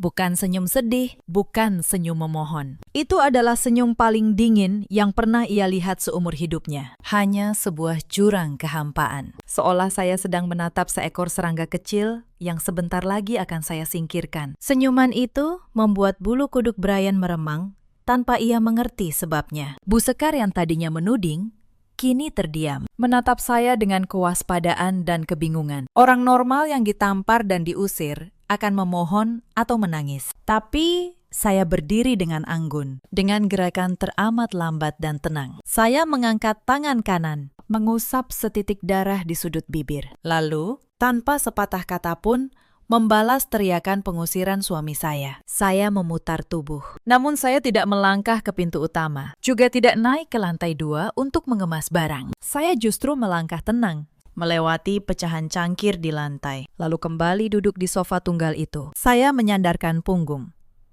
menyilangkan kaki dengan elegan. Saya duduk di sana dengan postur seorang pemilik kekuasaan absolut yang sedang menguasai ruangannya sendiri. Kamu tuli atau otakmu sudah tidak waras? Brian membentak lagi, melangkah lebar, mendekat. Berdiri menjulang di hadapan saya. Aku bilang, angkat kaki, kemas bajumu, dan keluar. Jangan membuatku menyeret tubuhmu keluar dengan paksa. Menyeretku keluar. Saya mengulang dengan nada sangat pelan, nyaris berbisik. Namun kejelasannya menembus udara tegang itu seperti pisau bedah. Silakan saja dicoba. Mas, sentuh aku satu kali lagi, dan aku pastikan hidupmu hancur malam ini juga. Ancaman itu saya ucapkan tanpa intonasi tinggi, tanpa emosi yang meluap. Justru karena itulah efeknya terasa mengerikan. Brian menelan ludah. Langkahnya yang hendak maju terhenti otomatis. Ada sesuatu dalam sorot mata saya yang memperingatkannya bahwa saya tidak sedang bercanda. Perempuan tidak tahu malu. Suara Bu Sekar memecah ketegangan. Ia bangkit, menudingkan jari. Sudah diusir, masih berani duduk santai. Kamu pikir kami takut dengan ancaman kosongmu? Brian, jangan dengarkan dia. Usir saja dia sekarang. Biarkan dia tidur di pinggir jalan malam ini, supaya sadar siapa yang selama ini memberinya makan. Saya memalingkan wajah ke arahnya. Tatapan saya begitu dingin hingga ia tanpa sadar mundur satu langkah. Tempat tujuan. Saya mengulang kata mertua saya dengan nada mengejek. Ibu tidak perlu mengkhawatirkan tempat tujuan saya. Saya bisa tidur di hotel bintang 5 manapun malam ini, kalau saya mau. Pertanyaannya justru terbalik. Apakah ibu dan kesayangan ibu ini sudah memikirkan di mana kalian akan tidur malam ini? Brian dan Bu Sekar saling berpandangan sejenak. Kebingungan bercampur amarah. Mereka menganggap kata-kata saya hanya igauan orang yang tidak sanggup menerima kenyataan bahwa dirinya baru dicampakan. Jangan banyak omong kosong, bentak Brian.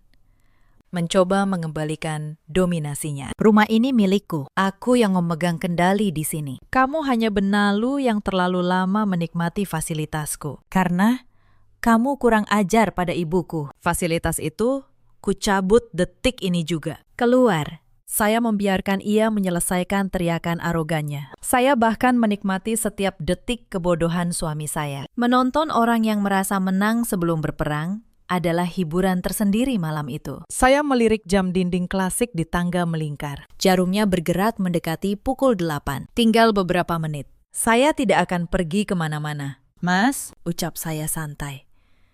Menyandarkan kepala ke bantalan sofa, menatap langit-langit yang dihiasi lampu kristal seharga puluhan juta. Saya tidak akan mengambil satu potong pun pakaian dari lemari. Saya tidak akan membawa perhiasan atau sepatu apapun dari rumah ini. Saya hanya akan duduk tenang di sini. Lalu, apa yang kamu tunggu? Teriak Bu Sekar dengan napas memburu. Kamu mau menunggu kami mengiba membatalkan pengusiran? Jangan mimpi. Malam ini juga, kamu harus keluar membawa pakaian di badanmu itu. Saya menatap lurus mertua saya, lalu beralih ke suami saya bergantian. Senyum di bibir saya memudar, digantikan ekspresi datar yang menakutkan. Seperti ketenangan lautan sebelum badai besar menyapu daratan. Saya sedang menunggu tamu, jawab saya dengan suara sangat tenang. Seseorang yang akan datang menjemput tepat pada waktunya. Untuk memastikan bahwa orang-orang yang seharusnya angkat kaki dari properti ini benar-benar keluar tanpa membawa apapun, selain pakaian yang menempel di badan mereka. Bu Sekar melempar kepalanya ke belakang, tertawa meremehkan. Kamu bilang sedang menunggu tamu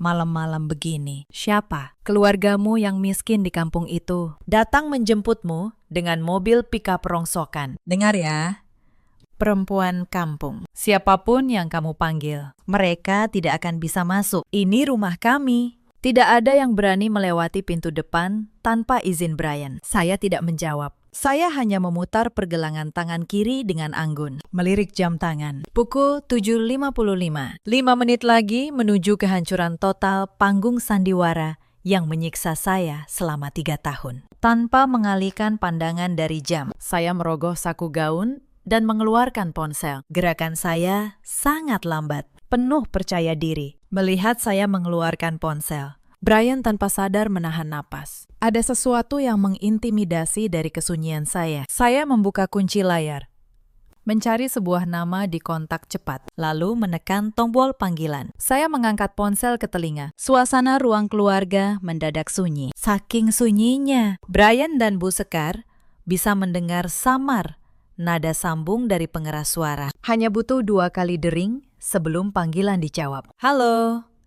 Suara saya memecah keheningan. Nadanya tidak lagi pelan, melainkan lantang, penuh otoritas. Suara seorang pimpinan yang memberi instruksi kepada bawahannya. Saya menatap lurus menembus mata Brian yang mulai membelalak. Semuanya sudah selesai. Silakan ambil alih. Lakukan prosedur pengosongan sesuai kesepakatan awal kita, tanpa toleransi. Saya memutuskan sambungan tanpa menunggu balasan. Memasukkan ponsel kembali ke saku, lalu melipat kedua tangan di depan dada. Menatap suami dan mertua saya dengan senyum kemenangan. Prosedur pengosongan. Apa maksudmu? Amarah Brian kembali tersulut. Kini bercampur kepanikan. Kalimat saya tadi terdengar formal, dingin.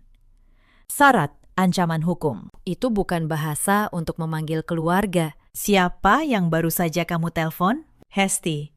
Di sofa seberang, Bu Setar mulai merasakan firasat buruk merayap di tengkuknya. Namun kesombongannya masih menolak kenyataan. Jangan dengarkan dia. Brian, dia cuma bersandiwara, sengaja bicara aneh-aneh, supaya kamu takut dan membatalkan niatmu.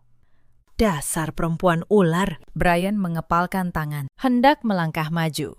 Kamu benar-benar menguji batas kesabaranku. Hesti, tangannya terulur, berniat mencengkeram lengan saya. Namun tepat sepersekian detik sebelum jarinya menyentuh kain gaun saya, sebuah suara gemuruh berat memecah keheningan malam dari arah luar. Itu bukan suara 1 atau 2 kendaraan. Itu deru mesin diesel dari beberapa mobil besar yang melaju beriringan dan berhenti tepat di pelataran rumah. Langkah Brian terhenti di udara. Tangannya menggantung. Kepalanya refleks menoleh ke jendela kaca besar menghadap taman depan. Dari balik tirai tipis, mereka melihat sorot lampu depan dari setidaknya 3 mobil besar, menyala tajam, menembus kegelapan, menyapu halaman.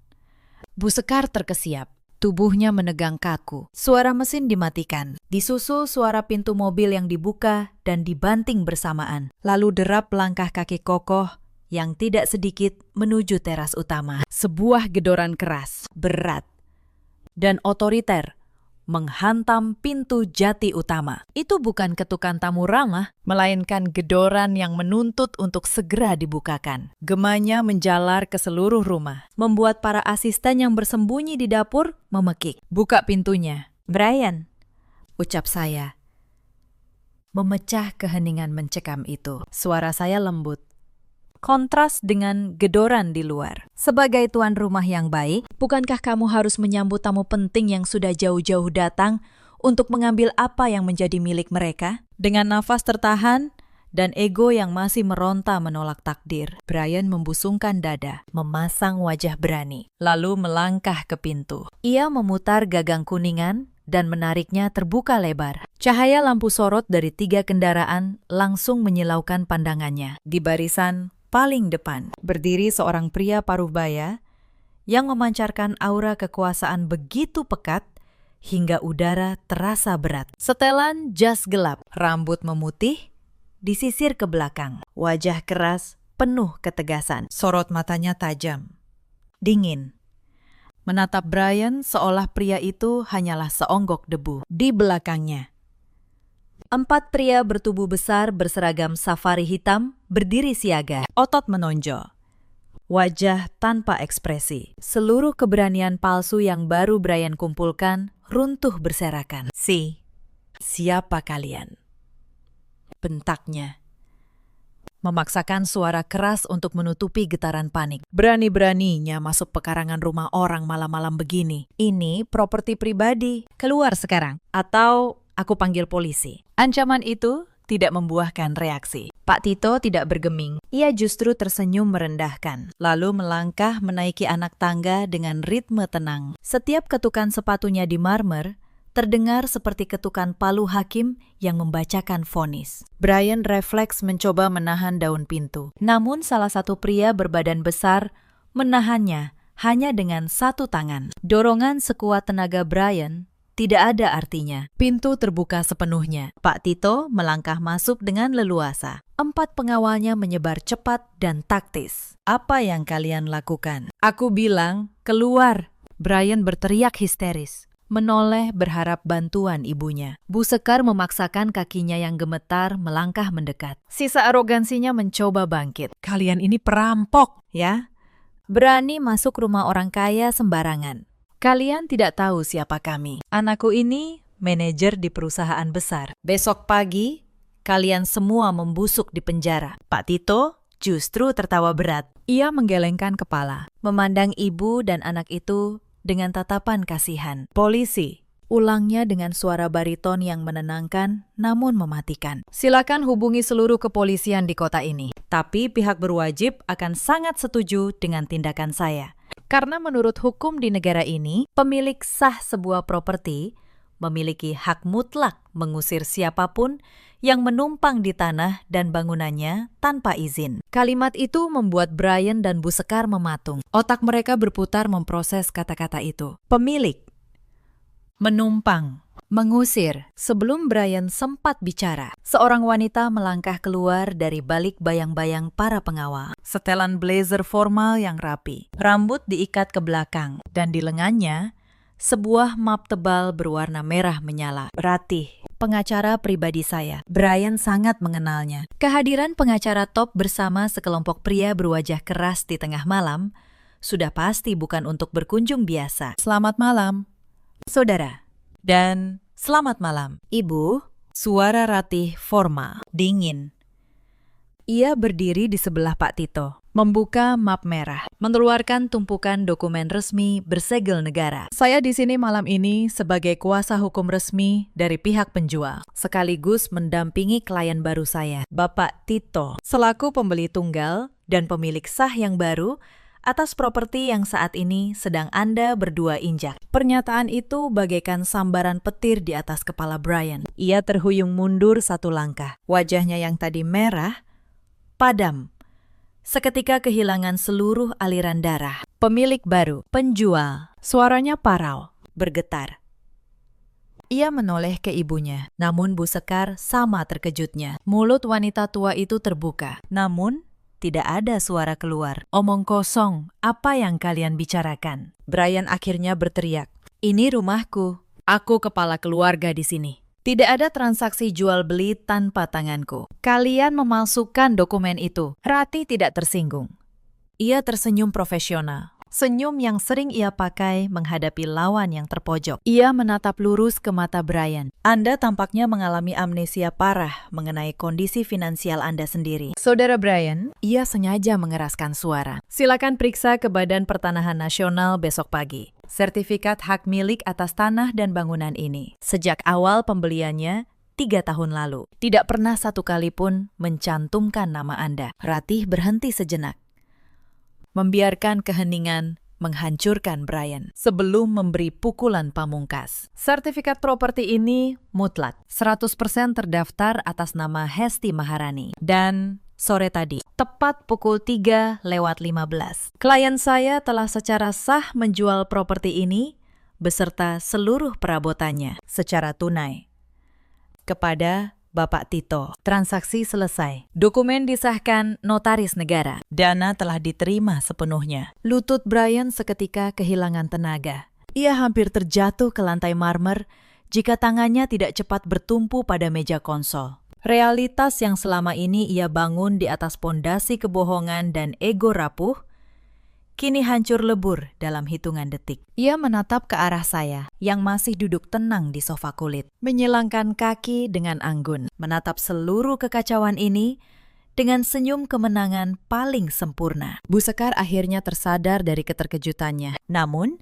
alih-alih menerima kenyataan, ia memilih jalur penyangkalan yang membabi buta. Dengan sisa tenaga dan kepanikan, ia menerjang maju.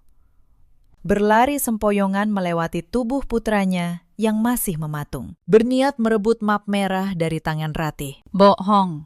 Kalian semua pembohong besar, jeritnya serak.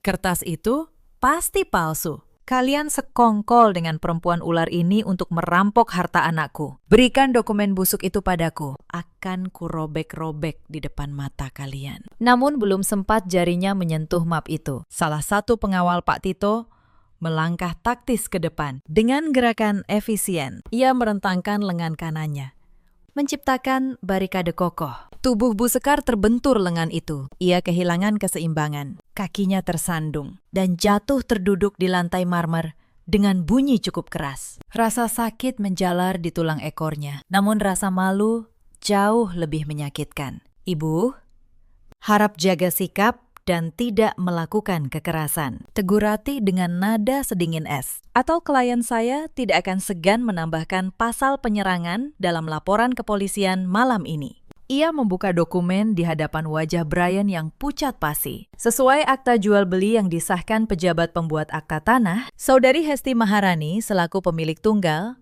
telah menyerahkan seluruh hak atas tanah dan bangunan ini kepada Bapak Tito. Status kepemilikan beralih sepenuhnya sejak pukul 3:15 sore tadi.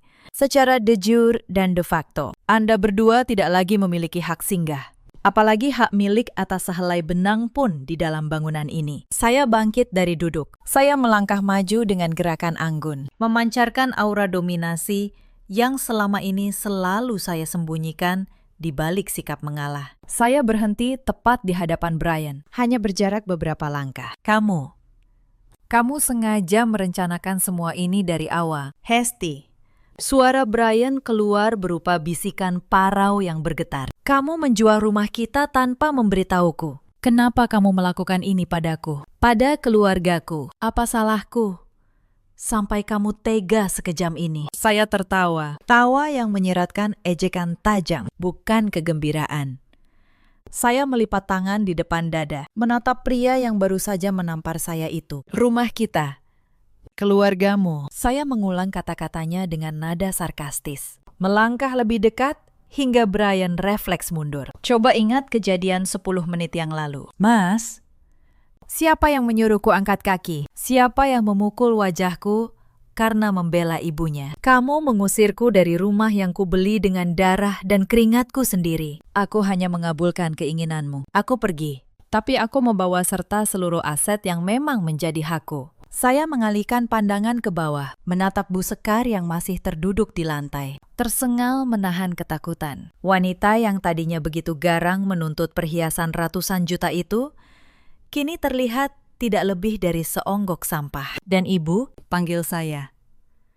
Ibu selalu bilang, saya menumpang hidup pada anak ibu yang luar biasa ini. Sekarang, mari kita buktikan. Tanpa uang transferan dari saya setiap awal bulan. Coba suruh anak kebanggaan ibu ini membayar tagihan listrik rumah ini. Suruh dia melunasi tagihan kartu kredit yang ibu pakai demi pamer di arisan. Gaji manajer titipannya itu bahkan tidak akan cukup membayar pajak bumi dan bangunan rumah ini setahun. Kenyataan telanjang itu adalah bom yang menghancurkan. Harga diri Brian hanyalah pinjaman yang kini ditarik kembali oleh pemilik aslinya. Waktu saya sangat berharga. Saya tidak datang kemari untuk menonton opera sabun keluarga kalian. Suara bariton Pak Tito memotong keheningan. Ia melirik jam tangannya, lalu menatap Brian dengan sorot tak kenal ampun, sesuai perjanjian jual beli. Properti ini diserahkan dalam keadaan kosong malam ini juga. Ia menoleh ke barisan pengawalnya. Rumah ini sekarang aset resmi perusahaan. Mulai proses pengosongan. Keluarkan mereka berdua tanpa kompromi. Keempat pengawal bergerak serentak.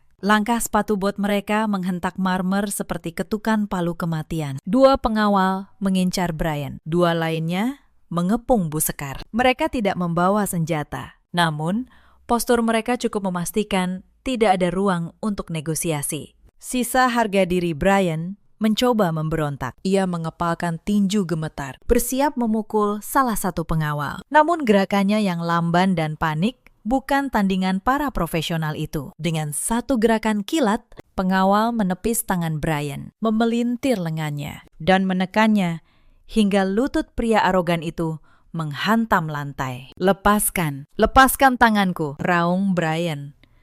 Tubuhnya meronta sia-sia. Hesti, suruh mereka melepaskan. Aku suamimu, aku kepala keluarga.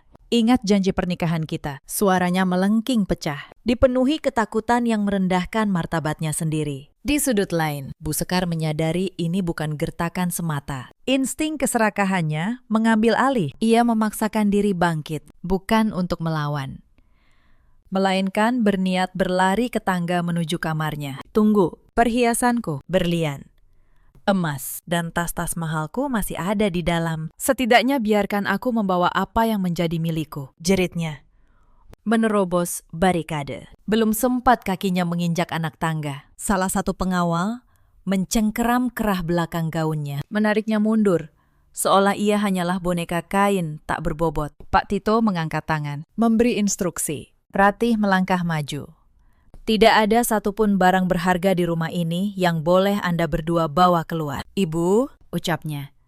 Suaranya mengiris tajam, menembus isak histeris itu. Sesuai perjanjian pranikah, serta bukti mutasi rekening, seluruh perhiasan, tas bermerek, hingga pakaian di lemari dibeli menggunakan 100% dana pribadi Ibu Hesti. Secara hukum, itu kini menjadi hak milik Bapak Tito sebagai pembeli rumah beserta isinya. Anda berdua hanya diizinkan keluar dengan pakaian yang menempel di badan, atau kami proses sebagai tindak pidana pencurian. Pernyataan absolut itu meruntuhkan seluruh kewarasan Bu Sekar. Wanita itu jatuh berlutut, menangis meraung-raung, memukul-mukul lantai pualam dengan kedua tangannya, meratapi perhiasan, status sosial, dan kemewahan yang lenyap dari genggamannya hanya dalam hitungan kurang dari 1 jam. Di sisi lain, Brian yang masih ditekan ke lantai, perlahan mengangkat wajahnya. Matanya kini basah oleh air mata keputusasaan. Kumohon, sayang,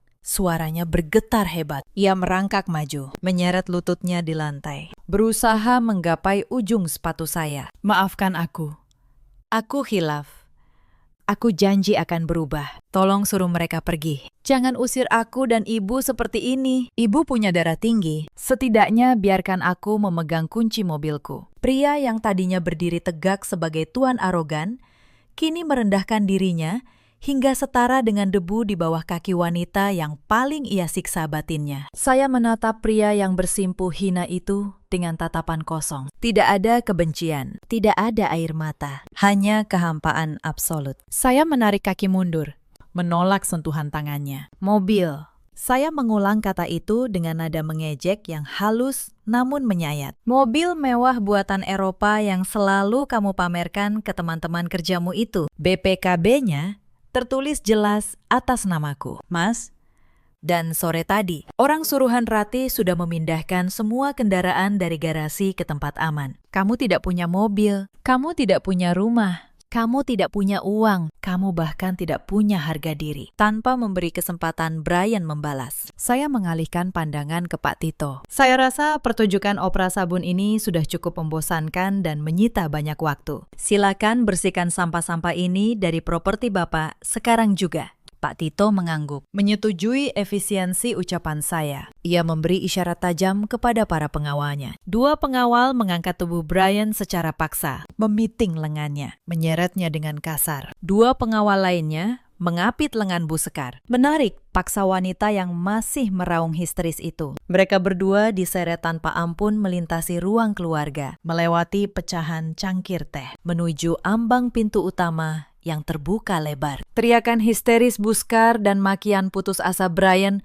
bergema di seluruh teras, memecah kesunyian malam yang biasanya damai di kompleks elit itu. Beberapa asisten rumah tangga mengintip dari balik pilar, menyaksikan mantan majikan palsu mereka dipermalukan. Para pengawal menyeret keduanya menuruni anak tangga, melintasi halaman, dan akhirnya melemparkan tubuh mereka keluar pagar besi, tepat di trotoar. Tubuh Brian terjerembab di aspal, lututnya lecet. Jas kerjanya kotor. Di sebelahnya, Bu Sekar tersungkur memalukan. Gaun sutranya sobek di lutut. Tangisannya semakin pecah. Dari kejauhan, saya melangkah ke ambang pintu utama dengan kepala tegak. Saya berdiri di bawah cahaya keemasan lampu teras, menatap dengan dagu terangkat ke arah 2 sosok yang kini terkapar hina di jalanan gelap. Angin malam menyibakkan rambut saya, membingkai wajah yang kini terbebas dari belenggu keluarga itu. Para pengawal melangkah mundur masuk pekarangan. Lalu, dengan satu dorongan kuat, mereka menutup gerbang besi tinggi itu. Suara benturan logam raksasa dari gerbang yang terkunci rapat bergema menembus malam. Bagi Brian dan Bu Sekar, suara itu adalah lonceng kematian bagi segala kemewahan yang mereka nikmati cuma-cuma. Namun bagi saya, suara itu bagaikan melodi kebebasan. Pembebasan mutlak dari penjara berkedok pernikahan, yang selama 3 tahun menguras harta dan harga diri saya. Saya membalikan badan dengan anggun, memunggungi jalanan gelap, tempat mantan suami dan ibu mertua saya meratapi nasib. Saya melangkah menuju teras utama. Tempat Pak Tito dan Rati masih menunggu. Saya membuka tas tangan, mengeluarkan sekotak kunci utama beserta kartu akses keamanan, lalu menyerahkannya ke telapak tangan Pak Tito. Seluruh akses masuk dan kode keamanan rumah ini sudah saya serahkan sepenuhnya kepada Bapak, ucap saya tenang. Terima kasih atas kerjasama yang cepat dan efisien ini. Saya jamin Bapak tidak akan menemukan satupun masalah hukum di kemudian hari. Pak Tito menerima kotak kunci itu, mengangguk penuh rasa hormat yang jarang ia berikan. Kehormatan ada di pihak saya. Bu Hesti, Anda salah satu eksekutif paling cerdas dan tegas yang pernah saya temui. Tim keamanan, saya akan berjaga di sini 24 jam. Setelah berpamitan singkat, saya berjalan berdampingan dengan Ratih menuju sedan premium berwarna perak yang telah disiapkan. Sebelum masuk, saya menoleh untuk terakhir kalinya ke arah bangunan megah itu. Bangunan yang dulu saya beli dengan harapan menjadi istana penuh cinta, namun menjelma menjadi ladang penyiksaan batin. Tidak ada setetes air mata pun yang jatuh. Saya tersenyum tipis. Kendaraan itu melaju meninggalkan pekarangan, membelah kegelapan malam menuju kehidupan baru saya yang jauh lebih gemilang. Di luar pagar besi, neraka dunia baru saja dimulai bagi Brian dan ibunya. Brian masih terduduk di trotoar. Wajahnya disembunyikan di balik telapak tangan yang gemetar. Ia merogoh saku celana dengan panik, berharap menemukan dompet atau ponsel. Namun hasilnya hanya kehampaan. Ia benar-benar ditendang keluar tanpa membawa apapun. Di sebelahnya, Bu Sekar tak henti meraung meratapi nasibnya. Wanita yang selalu menyombongkan diri di hadapan teman arisannya itu kini menjadi tontonan paling memalukan di kompleks. Para penghuni rumah di seberang mengintip dari balik tirai. Bisik-bisik dan tatapan jijik menghujani ibu dan anak itu. Tidak ada satupun tetangga yang keluar membantu. Sikap sombong yang selama ini ia tunjukkan akhirnya membuahkan karma yang sangat instan. Brian, lakukan sesuatu. Anak bodoh, jerit Bu Sekar, memukulkan tangannya ke bahu putranya. Kenapa kamu diam saja? Panggil polisi. Ibu bisa mati kalau tidur di pinggir selokan seperti ini. Semua ini salahmu. Kalau saja kamu tidak menampar perempuan ular itu, kita tidak akan berakhir semiskin ini. Tuduhan tak beralasan dari ibunya membuat Brian mendongak. Matanya yang merah menatap balik wanita tua yang melahirkannya itu dengan kebencian. Kesadarannya akhirnya pulih. Ia menyadari segala kehancuran malam itu berawal dari keserakahan ibunya dan kebodohan dirinya yang membela sang ibu secara membabi buta, tanpa pernah menghargai istri yang menopang seluruh kehidupan mereka. Salahku. Ibu bilang, ini semua salahku, bentak Brian. Suaranya parau. Air mata penyesalan membasahi pipinya yang kotor. Ibu yang selalu menuntut ini dan itu. Ibu yang selalu menghina Hesti. Ibu yang menghasutku sampai aku tega memukulnya. Sekarang ibu suruh aku menelpon polisi pakai apa? Ponsel dan dompetku tertinggal di dalam. Tabunganku kosong. Hesti membuang kita seperti sampah karena keserakahan ibu sendiri. Pertengkaran hebat antara ibu dan anak kandung itu pecah di tengah dinginnya malam. Disaksikan tatapan jijik dunia luar. Tidak ada lagi kasih sayang keluarga. Yang tertinggal hanya saling menyalahkan, penyesalan yang terlambat, dan jurang kemiskinan yang menganga lebar. 1 minggu berlalu sejak malam pengusiran itu. Berita kejatuhan Brian menyebar cepat hingga ke telinga para petinggi perusahaannya. Mengingat posisi manajernya murni karena intervensi dana rahasia dan koneksi saya, pihak direksi tanpa ragu menerbitkan surat pemutusan hubungan kerja secara tidak hormat. Tanpa rumah, tanpa pekerjaan, tanpa uang sepeser pun, dan dihindari seluruh kerabat yang dulu mereka remehkan. Brian dan ibunya terpaksa hidup menggelandang. Penyakit darah tinggi Bu Sekar kumat parah. Namun Brian tak mampu membawanya ke rumah sakit. Karma yang mereka tabur dengan keangkuhan, kini mereka tuai sepenuhnya. Berbanding terbalik dengan kehancuran mantan suami saya, kehidupan saya justru semakin bersinar. Di ruang kantor eksekutif di lantai tertinggi gedung pencakar langit, saya berdiri menghadap jendela kaca raksasa yang menampilkan panorama seluruh kota. Dokumen perceraian resmi telah saya tanda tangani dan dikirim Ratih ke pengadilan.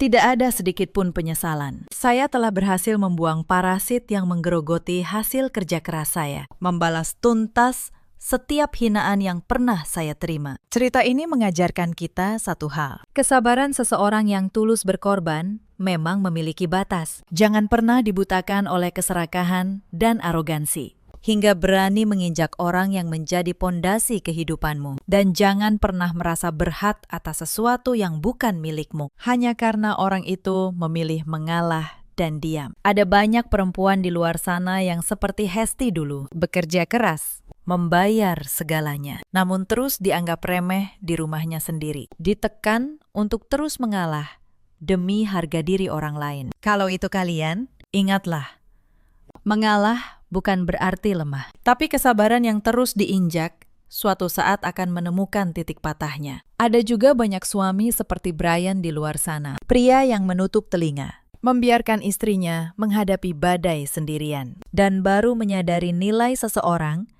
ketika ia sudah kehilangan segalanya. Penyesalan yang datang terlambat tidak akan pernah bisa membeli kembali yang sudah hancur. Ada pula para ibu mertua yang seperti Bu Sekar, yang takut kehilangan kendali atas anak laki-lakinya, lalu menjadikan menantu sebagai musuh demi pengakuan semu di mata orang lain. Mereka lupa rumah tangga dibangun dengan rasa hormat, bukan dengan tuntutan dan hinaan. Brian akhirnya kehilangan pekerjaan, harta, dan martabatnya. Hidup menggelandang bersama ibu yang sakit. Bu Sekar meratapi semua kemewahan yang dulu ia banggakan, kini lenyap.